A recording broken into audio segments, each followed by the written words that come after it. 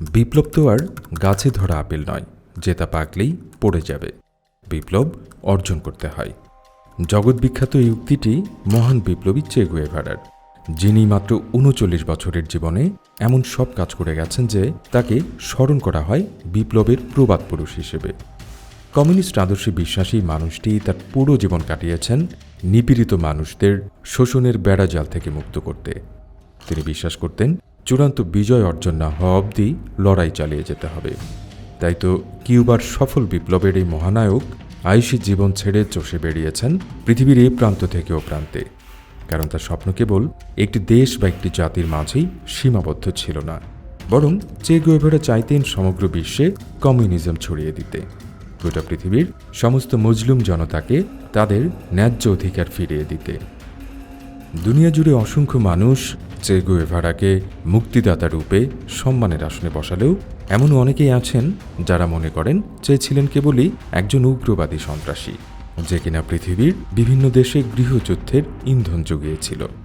তবে তার পুরো জীবন সম্পর্কে জানার পর সকলেই একথা এক বাক্যে স্বীকার করেন যে চে গুয়েভারা ছিলেন ইতিহাসের সেরা ক্যারিশমেটিক বিপ্লবী নেতাদের একজন। আদ্যপান্তর আজকের পর্বে জানব চে গুয়েভারার বর্ণাঢ্য বিপ্লবী জীবন সম্পর্কে।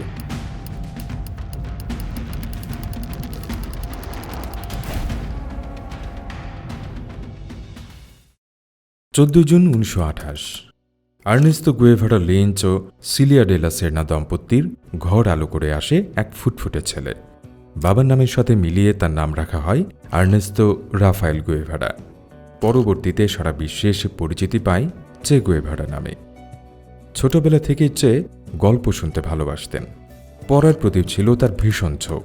চের বাসায় ছিল কয়েক হাজার বইয়ের এক বিশাল লাইব্রেরি। কাজেই কৈশোরেই চে পড়ে ফেলেন লেনিন, মার্কস সহ কমিউনিজমের উপর লেখা অনেক বই।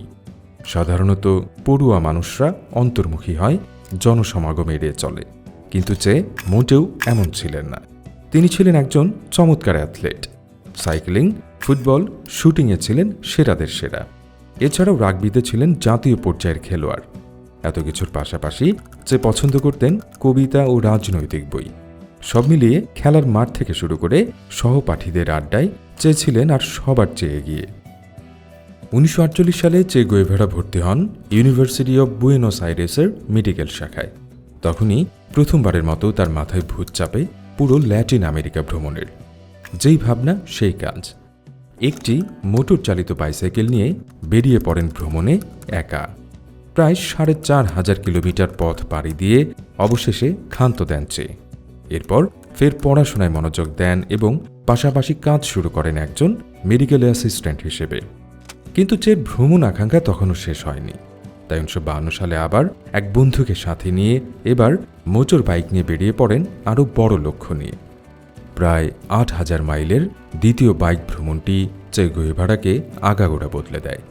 ল্যাটিন আমেরিকার প্রত্যন্ত অঞ্চলে ঘুরে বেড়ানোর সময় চে গভীরভাবে উপলব্ধি করেন সেখানকার দরিদ্র অধিবাসীদের দুঃখ দুর্দশা। তিনি বোঝার চেষ্টা করেন কেন কাগজে কলমে দেশের উন্নতি হলেও সাধারণ মানুষের ভাগ্য বদলায় না। সব সমীকরণ মিলে যায় এক জায়গায়, পুঁজিবাদী ব্যবস্থা। ছোটবেলা থেকেই চে পড়েছেন কমিউনিজম নিয়ে। এরপর তারুণ্যে এসে যখন পুঁজিবাদের নগ্ন রূপ নিজের চোখে দেখলেন, তখন মনস্থির করলেন মানুষের ভাগ্য বদলাতে হাতে তুলে নেবেন অস্ত্র। সাম্যবাদী বুলেটের আঘাতে ঝাঁঝরা করে দেবেন পুঁজিবাদের হৃদযন্ত্র। 1951 সালে গুয়েতেমালার প্রেসিডেন্ট নির্বাচিত হন জ্যাকব আরবেন্জ। ক্ষমতায় এসেই তিনি রাষ্ট্রের গুরুত্বপূর্ণ সংস্কার কাজে মনোযোগ দেন। বিশেষ করে দেশের প্রধান আয়ের উৎস আমেরিকান মালিকানাধীন ফলের কোম্পানিগুলো জাতীয়করণ করেন। আর এতেই ক্ষেপে যায় আমেরিকা। আরবেঞ্জকে ক্ষমতা থেকে হটাতে সিআইএকে ব্যবহার করে দেশটিতে রাজনৈতিক অস্থিরতা তৈরি করে।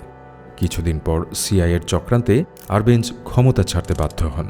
সেই সময় চে গুয়েভারা আমেরিকান আধিপত্যবাদের বিরুদ্ধে গুয়েতেমালার সশস্ত্র প্রতিরোধ আন্দোলনে যোগ দেন, গঠন করেন গেরিলা বাহিনী। কিন্তু চের গেরিলা বাহিনী আমেরিকার সাথে এঁটে উঠতে পারেনি। কাজেই অনিচ্ছা সত্ত্বেও তাকে গুয়েতেমালা ছাড়তে হয়। এর মাধ্যমে বিপ্লবী জীবনের শুরুতেই ব্যর্থ হন চে গুয়েভারা। তবে তিনি দমে যাওয়ার পাত্র ছিলেন না। 1954 সালে মেক্সিকোতে চলে আসেন চে গুয়েভারা। এরপর ঘটনাক্রমে সেখানে তার সাক্ষাৎ হয় কিউবার দুই বিপ্লবী ভাই ফিদেল ক্যাস্ট্রো ও রাউল ক্যাস্ট্রোর সাথে। কিউবাতে তখন আমেরিকার মদতপুষ্ট স্বৈরাচারী শাসক বাতিস্তার বিরুদ্ধে আন্দোলন চালাচ্ছিলেন ফিদেল ক্যাস্ট্রো। সে বিষয়ে চের সাথে তার বিস্তারিত আলাপ হয়। চে গুয়েভারা তার দীর্ঘদিনের গবেষণালব্ধ বিপ্লবী পরিকল্পনা কাস্ট্রোর সাথে আলোচনা করেন। কাস্ট্রো রীতিমতো সম্মোহিত হন। দুবার না ভেবেই চে গুয়েভারাকে তার স্বৈরাচার বিরোধী ২৬শে জুলাই মুভমেন্টের সদস্য হওয়ার প্রস্তাব দেন। চেও সানন্দে যোগ দেন। চে গুয়েভারার অসাধারণ বুদ্ধিমত্তা আর অভিজ্ঞতা কাজে লাগিয়ে ক্যাস্ট্রো গঠন করেন সশস্ত্র গেরিলা বাহিনী। টানা কিছুদিন প্রশিক্ষণের পর বাতিস্তা সরকারকে উৎখাতে একটি সশস্ত্র অভিযানের পরিকল্পনা করা হয়। তবে মাত্র ৮০ থেকে ৮৫ জন গেরিলা যোদ্ধা নিয়ে সে পরিকল্পনা বাস্তবায়ন করতে গেলে তা ভীষণ বাজেভাবে ব্যর্থ হয়। কিন্তু চেও ক্যাস্ট্রো তাতে দমে না গিয়ে পালিয়ে যান কিউবার সিয়েরা মাইস্ট্রো নামের এক দুর্গম পাহাড়ি অঞ্চলে। সেখানে তারা স্থানীয় জনসাধারণের সমর্থন আদায়ের চেষ্টা চালিয়ে যান। চে দেখতে পান সিয়েরা মাইস্ট্রোতে নাগরিক জীবনের কোনো সুযোগ সুবিধাই নেই। তাই তিনি সেখানে স্কুল, রুটির বেকারি নির্মাণ করেন। আর তিনি যেহেতু একজন ডাক্তারও ছিলেন, তাই বিশেষ মনোযোগ দেন স্থানীয় জনগণের স্বাস্থ্যসেবায়। চে যখন মাইস্ট্রোর জনসাধারণের সামনে বক্তব্য দিতেন, মানুষ তা মন্ত্রমুগ্ধ হয়ে শুনত। অল্প কয়েকদিনের মাঝেই সেখানকার তরুণ প্রজন্মের কাছে চে হয়ে ওঠেন ভীষণ জনপ্রিয়। কিছুদিনের মাঝেই ফিদেল ক্যাস্ট্রো এবং চে গুয়েভারা ফের গড়ে তোলেন গেরিলা বাহিনী। কঠোর প্রশিক্ষণ দিয়ে তাদের তৈরি করেন দক্ষভাবে। তারা গেরিলা অপারেশনে এতটাই পারদর্শী হয়ে উঠেছে, আমেরিকার দুর্ধর্ষ গোয়েন্দা বাহিনী পর্যন্ত তাদের গতিবিধি নজরে রাখতে ব্যর্থ হচ্ছিল। সিয়েরা মাইস্ট্রোতে আশ্রয় নেওয়ার সময়ও ফিদেল ক্যাস্ট্রো জানতেন না সামনের দিনগুলোতে তাদের আন্দোলন আদৌ চলবে কিনা। কিন্তু ক্যারিসমেটিক চে গুয়েভারা অল্প সময়ের মাঝেই সকল অনিশ্চয়তা দূর করে দিলেন। ধীরে ধীরে স্থানীয় জনগণের সমর্থন নিয়ে গঠন করেন প্রায় ৮০০ সদস্যের একটি সুদক্ষ প্রশিক্ষিত বাহিনী। তাই ফিদেল ক্যাস্ট্রো এবার স্বৈরাচার বাতিস্তার অনুগত বাহিনীর মুখোমুখি হওয়ার প্রস্তুতি নিলেন। এদিকে বাতিস্তার জুলুম অত্যাচার এতটাই বেড়ে গিয়েছিল যে আমেরিকা পর্যন্ত বিরক্ত হয়ে উঠেছিল। ফলে আত্মবিশ্বাস নিয়ে চে গুয়েভারা ও ফিদেল ক্যাস্ট্রো ঝাঁপিয়ে পড়লেন বাতিস্তার বিরুদ্ধে। ১৯৫৮ সালের জানুয়ারি চে গুয়েভারার অসাধারণ সব পরিকল্পনা কাজে লাগিয়ে কিউবান সরকার বাহিনীকে পরাজিত করেন ফিদেল ক্যাস্ট্রো। পতন হয় বাতিস্তার। ফিদেল ক্যাস্ট্রো বসেন প্রধানমন্ত্রীর আসনে। চে গুয়েভারাকে করা হয় সেকেন্ড ইন কমান্ড। কিন্তু এরপরই চে গুয়েভারার আরও একটি রূপ বিশ্ববাসীর সামনে স্পষ্ট হয়ে ওঠে, যা ছিল একেবারেই অপ্রত্যাশিত। চে বিশ্বাস করতেন দেশের উন্নতি ও সমৃদ্ধির জন্য প্রতিটি মানুষকে হৃদয় দিয়ে কমিউনিজমকে ধারণ করতে হবে, আর কেউ তা না করতে পারলে কিউবায় থাকার অধিকার তার নেই। ফলে অনেক কমিউনিস্ট বিরোধী আদর্শের মানুষকে হত্যা করা হয়, আকস্মিকভাবে গ্রেপ্তার করা হয় অসংখ্য জনসাধারণকে। সেখানে তাদের উপর চালানো হয় অমানবিক নির্যাতন। সেই সাথে ১৯৬০ সালে চের পরিকল্পনা অনুযায়ী বানানো হয় কনসেন্ট্রেশন ক্যাম্প, যেখানে মানুষদের ধরে এনে কঠোর পরিশ্রম করানো হতো। চে বলতেন এটি হলো তার নিউ ম্যান প্রজেক্ট। তার ধারণা ছিল অমানবিক পরিশ্রম করে একজন মানুষ যখন কনসেন্ট্রেশন ক্যাম্প থেকে বের হবে, সে হবে এক নতুন মানুষ।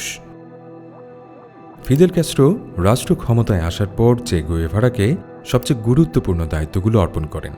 তাকে দেওয়া হয় chief of industrial department, president of minister of industry এবং ন্যাশনাল ব্যাংক অব কিউবার প্রেসিডেন্টের দায়িত্ব। এছাড়াও চে গুয়েভারা কিউবার হয়ে গুরুত্বপূর্ণ কূটনৈতিক দায়িত্ব পালন করতেন। আর এত গুরুত্বপূর্ণ পদগুলোতে থাকার পরেও চের যাপিত জীবন ছিল একজন সাধারণ নাগরিকের মতো। এ সময় তিনি নিয়মিত লেখালেখি ও দেশ বিদেশে বিভিন্ন বক্তব্যে কিউবার ভবিষ্যৎ পরিকল্পনা ও তার বিপ্লবী আদর্শ তুলে ধরতেন। সংকোচহীনভাবে করতেন আমেরিকার সমালোচনা। কমিউনিস্ট বিরোধীদের নির্মমভাবে দমনের কারণে চে গুয়েভারা যেমন সমালোচিত ছিলেন, তেমনি কিউবায় তার সংস্কার কাজগুলোর জন্য আজও তাকে শ্রদ্ধার সাথে স্মরণ করা হয়। কারণ দায়িত্ব পাওয়ার পরেই চে রাষ্ট্রের সমস্ত আমেরিকান মালিকানাধীন কোম্পানিগুলোকে জাতীয়করণ করেন, কৃষি খাতকে ঢেলে সাজান। সেই সাথে বিশেষ গুরুত্ব দেন শিক্ষা ও চিকিৎসা খাতে। ফলে অল্প সময়ের মাঝেই যুদ্ধবিধ্বস্ত কিউবা ঘুরে দাঁড়ায়। কাজেই চে গুয়েভারা তখন ভাবলেন কিউবাতে তার দায়িত্ব শেষ হয়েছে। তিনি আবারও সেই বিপ্লবী জীবনে ফিরে যেতে চান পৃথিবীর অন্য কোনো দেশে। ফিদেল ক্যাস্ট্রো প্রথমে আমোদ করলেও শেষমেশ চের জেদের কাছে পরাস্ত হন। 1964 সালের পর চে গুয়েভারা কিউবা ছেড়ে চলে যান। অনেকদিন লোকচক্ষুর অন্তরালে থাকার পর হঠাৎ তার দেখা মেলে আফ্রিকার রিপাবলিক অব কঙ্গোতে। সেখানেও তিনি যোগ দেন একটি গেরিলা যোদ্ধা বাহিনীর সাথে, কিন্তু কঙ্গোর সরকারের সামনে টিকতে পারেননি বেশি দিন। তাই তিনি কঙ্গো ছেড়ে চলে আসেন বলিভিয়াতে। সেখানেও যোগ দেন আরেকটি গেরিলা বাহিনীর সাথে। তবে এবার আমেরিকা ছিল বদ্ধপরিকর। তারা সরাসরি বলিভিয়া সরকারকে সহায়তা দেয় চে গুয়েভারাকে দমন করতে। অক্টোবর 1967 এক গুপ্তচর মারফত বলিভিয়া সরকারি বাহিনী চে গুয়েভারার অবস্থান সম্পর্কে জানতে পারে। এরপর 8 অক্টোবর 1800 সদস্যের এক বিশাল বাহিনী নিয়ে তারা ঘেরাও করে চে গুয়েভারার ছোট গেরিলা দলকে। আক্রমণ পাল্টা আক্রমণের পর অবশেষে ধরা পড়েন চে গুয়েভারা। বলিভিয়া সরকার তাকে বাঁচিয়ে রাখার ঝুঁকি নিতে চায়নি। বলিভিয়া আর্মির ওয়ারেন্ট অফিসার মারিও তেরানকে দায়িত্ব দেওয়া হয় চে গুয়েভারাকে হত্যার। 9 অক্টোবর মারিও তেরান বন্দুক হাতে দাঁড়িয়ে আছে চের সামনে। চেও বুঝতে পারলেন জীবনের শেষ মুহূর্তে এসে উপনীত হয়েছেন তিনি, কিন্তু মোটেও বিচলিত হলেন না তিনি। মারিও তেরান কি করবেন বুঝে উঠতে পারছেন না। একজন আর্মি অফিসার হিসেবে তিনি জানেন তার সামনে দাঁড়িয়ে আছে এক মহান বিপ্লবী নেতা, মিলিটারি জিনিয়াস, বিখ্যাত সমরবিদ দ্য গ্রেট চে গুয়েভারা, যার সামনে মুখ থুবড়ে পড়েছিল কিউবার ভয়ঙ্কর স্বৈরশাসক। শ্রদ্ধায় মাথা নত হয়ে আসলো মারিওর, কিন্তু তাকে তো হুকুম পালন করতেই হবে। তাই শেষ মুহূর্তে সব ভাবনা দূরে ঠেলে দিয়ে কাঁপা কাঁপা হাতে ট্রিগার দাবালেন। 9টি বুলেট ছিন্ন ভিন্ন করে দিল যুগের শ্রেষ্ঠ বিপ্লবীর পুরো শরীর। শেষ নিঃশ্বাস ত্যাগ করলেন চে গুয়েভারা। পৃথিবী থেকে বিদায় নিলেন তিনি, আর রেখে গেলেন কিংবদন্তি তুল্য কিছু বীরত্বগাথা।